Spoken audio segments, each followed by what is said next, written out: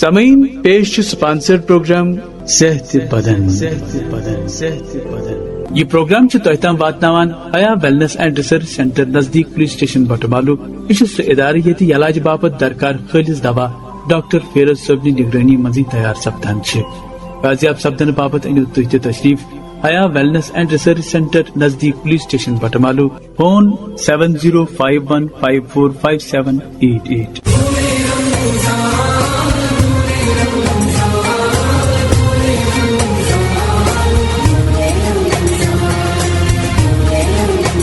السلام علیکم ورحمۃ اللہ وبرکاتہ. صحت بدن پروگرام کے ایک اور شمارے میں میں ہوں آپ کا میزبان رشید نظامی. اس وقت میرے ساتھ اسٹوڈیو میں ہیں مفتی نذیر احمد قاسمی صاحب اور حیا اسپتال کے M D doctor Feroz Ahmed صاحب. آج جو سوال مفتی صاحب سے پوچھنا چاہیں گے وہ یہ ہے کہ مفتی صاحب کچھ لوگ کہتے ہیں کہ ہم میڈیکیشن پہ ہیں, ہم دواؤں پہ ہیں, ہمیں دن میں 2-3 مرتبہ دوائیاں کھانی پڑتی ہیں, ان کے لیے کیا حکم ہے روزے کے حوالے سے؟ بسم اللہ الرحمن الرحیم. اللہ کرے ہر انسان کو مکمل صحت نصیب ہو اور جب تک زندگی ہے صحت کے ساتھ یہ زندگی کے ایام گزر جائیں. لیکن بہرحال وہ ہمارے بھائی جو کئی دوائیاں لینے پہ مجبور ہیں اور دن میں وقفے سے ان کو طرح طرح کی دوائیاں لینی پڑتی ہیں, وہ ہماری دعاؤں کے بھی مستحق ہیں اور ہمدردیوں کے بھی اور خدمت کے بھی مستحق ہیں. ایسے تمام افراد جو مختلف دوائیوں پر ڈیپینڈ ہیں اور دوائی اوائڈ نہیں کر سکتے, ان تمام افراد کے لیے اجازت ہے شریعت کی طرف سے کہ وہ روزہ چھوڑ دیں. وجہ قرآن کریم اللہ تعالیٰ شان فرماتے ہیں ایام معدودات فمن کان منکم مریض او علی سفر عدۃ من ایام اخر, کہ چند گنے چنے دن ہیں جن میں تمہیں روزہ رکھنا ہوگا, اور اگر تم بیمار ہو گئے تو بیمار ہونے کی وجہ سے بعد میں یہ روزے بعد میں چھوڑ دینا, بعد میں رکھ لینا. تو جو لوگ دوائیوں پر ڈیپینڈ ہیں اور دوائیاں کئی لینی پڑتی ہیں, تو ایسے بیماروں کو اگر وہ دوائیاں چھوڑ دیں اور روزہ رکھ لیں تو بیماری کے بڑھ جانے کے خطرے ہوں گے. اس لیے ایسے بیماروں کو روزہ چھوڑ کر کے دوائیاں لینے کی اجازت ہوگی, اور آگے چل کر اگر وہ صحت یاب ہو گئے اور دوائیوں سے پیچھا چھوٹ گیا تو بعد میں وہ روزہ رکھ لیں اگر روزہ رکھنے کے قابل ہو گئے. اور اگر خدا نخواستہ آگے چل کر بھی وہ روزہ رکھنے کے قابل نہیں ہوئے اور یہ دوائیاں ان کے ساتھ اب ان کے قبر تک ساتھ رہیں گی یا موت تک ساتھ رہیں گی, تو پھر ایسے بیماروں کو آخر میں حکم آئے گا کہ وہ ہر روزے کے بدلے میں ایک فدیہ ادا کریں. اور جب کوئی بیمار اس درجے کا ہوتا ہے تو اس کو رمضان کے شروع میں ہی یا رمضان کے درمیان میں یا رمضان کے آخر میں پورے رمضان کے مہینے کا فدیہ ادا کرنا ہوگا.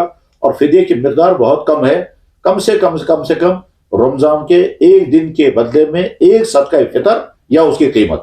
فرض کرتے ہیں صدقہ فطر کی قیمت اگر 60-70 روپے آج بنتی ہے تو اس کے معنی یہ ہے کہ ایک دن کے بدلے میں آپ کو 60-70 روپے ادا کرنے ہیں, اور پورے مہینے کا حساب لگا کر دیکھا جائے کتنا بن جائے گا. اور اس سے زیادہ اگر ادا کریں گے تو بہت اچھی بات ہے. چنانچہ یہیں سری نگر شہر میں ہمارے جاننے والے ہیں, انہوں نے اپنے بیمار والد اور بیمار والدہ کی طرف سے پورے رمضان کا فدیہ جب ادا کرنا چاہا تو انہوں نے کہا کہ ہائیسٹ جو تعداد ہے وہ مجھے بتائیے. چنانچہ جب حساب کیا گیا تو 60 یا 70 ہزار روپے ان کے ایک مہینے کا فدیہ بنا, اور انہیں شوق کے ساتھ وہ ادا کیا. اور غالباً اس سال بھی وہ یہی مقدار ادا کریں گے. ان کے گھر میں کوئی اس طرح کے بیمار ہیں گے جو آئندہ روزہ رکھنے کے قابل نہیں ہوں گے. خلاصہ یہ ہے کہ جو ہمارے بھائی دوائیوں پر ڈیپینڈ ہیں وہ روزہ چھوڑ دیں, اور آگے چل کر صحت یاب ہو جائیں تو روزہ رکھ لیں, قضا ہوگی, اور اگر نہیں تو آگے چل کر کے فدیہ ادا کریں. بہت شکریہ مولانا صاحب, آپ نے یہ جو ان بیماروں کے بارے میں کہا جن میں دوائی کھانی ضروری ہے, تو کافی سارے مسئلے ایسے حل ہو جاتے ہیں جن کو پتہ نہیں ہوتا ہے یا جانکاری نہیں ہوتی ہے. آج اتنا ہی, انشاءاللہ کل پھر ملاقات ہوگی. آپ کو بہت شکریہ. السلام علیکم ورحمۃ اللہ.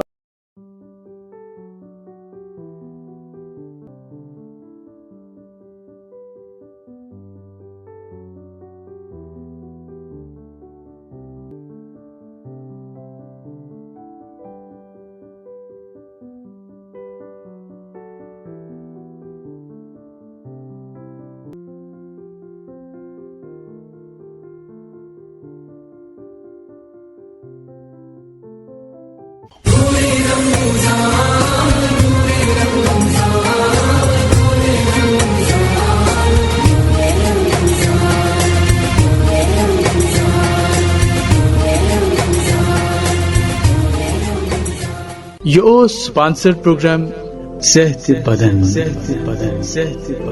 یہ پروگرام چھ تۄہہِ تام واتناوان حیا ویلنس اینڈ ریسرچ سینٹر نزدیک پولیس سٹیشن بٹمالو سری نگر ییٚتہِ ڈسک پائلز تہٕ پروسٹیٹ وغیرہ خٲطرٕ آپریشن وغیرہ علاج سپدان چھُ فون 7051545788